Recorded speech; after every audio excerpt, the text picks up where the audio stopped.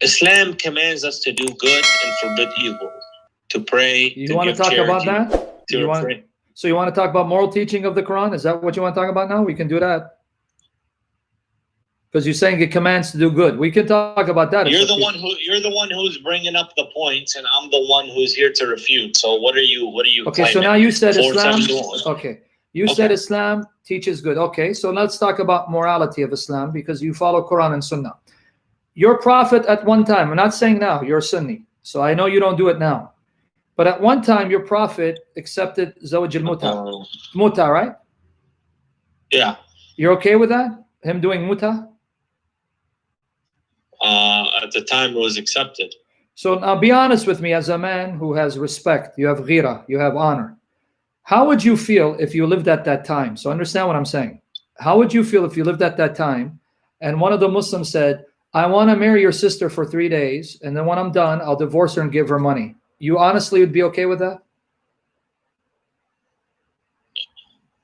I don't believe that it was done in that context. I believe it was more of, you know, when they were away from their wives. Oh, so it's okay? They were away?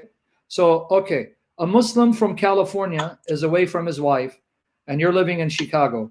And he says, Ya akhi, I'm going to marry your sister for 3 days and give her money when I'm done because my wife is in California. Are you okay with that? Well, at the end of the day, you have to consider it like this.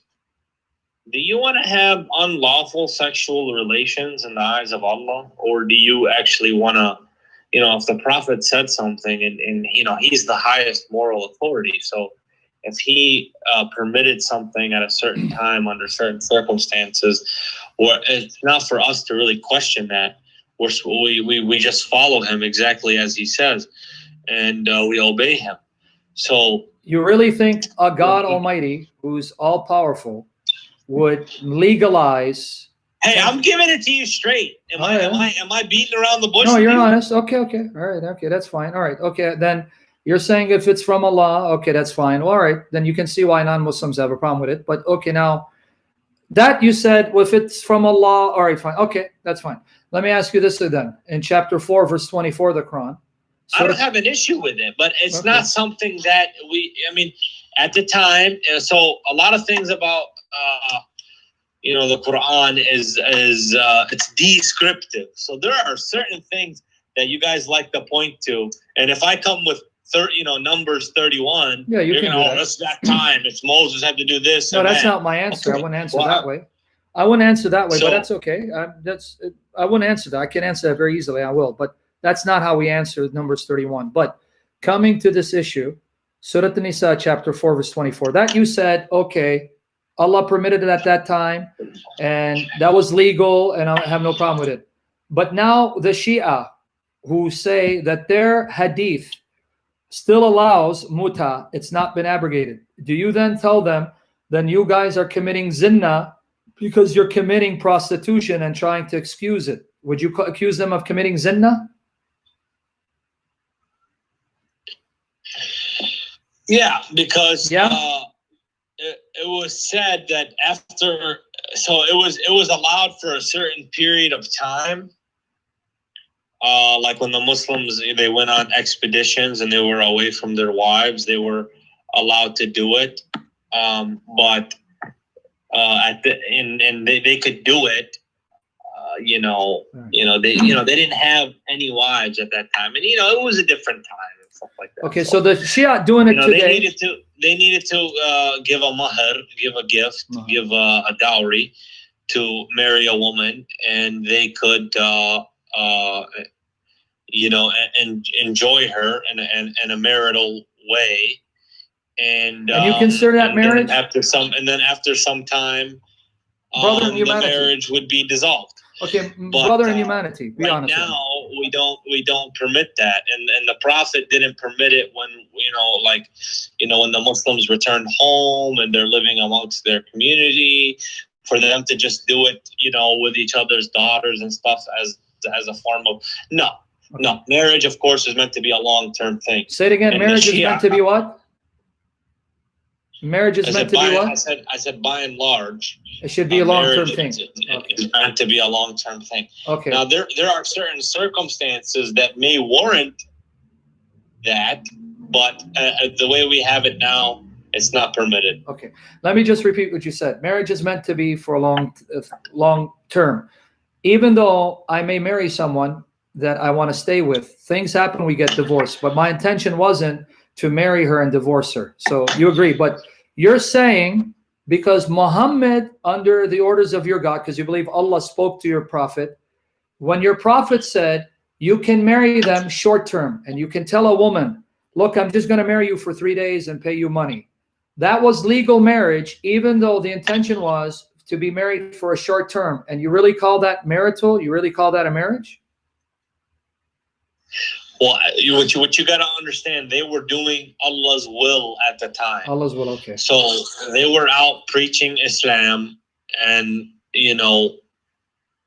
assisting in the expansion of Islam. And so they did not have their wives with them. So it was permitted for them to temporarily marry the women who were available to them.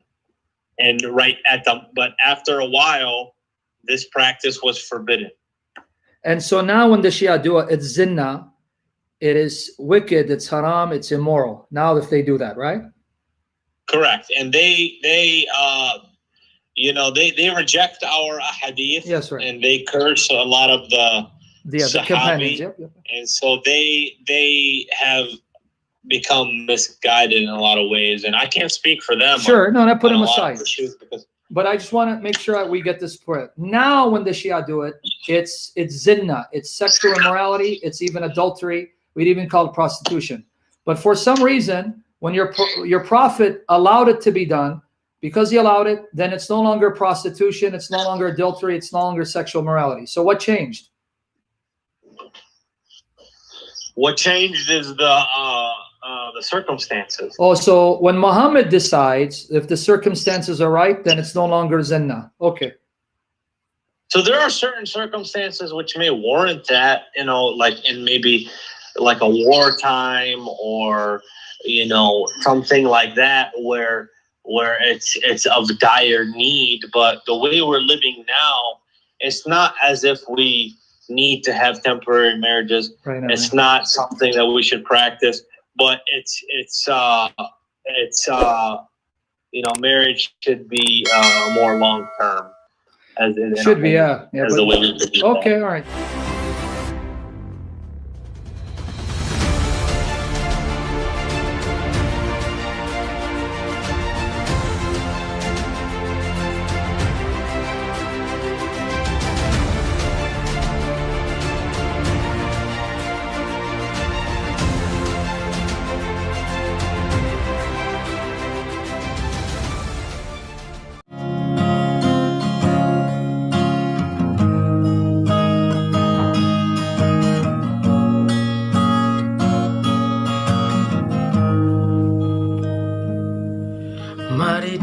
Sejenak, cobalah kau renungkan, kan kedatangan Yesus sungguh dekat.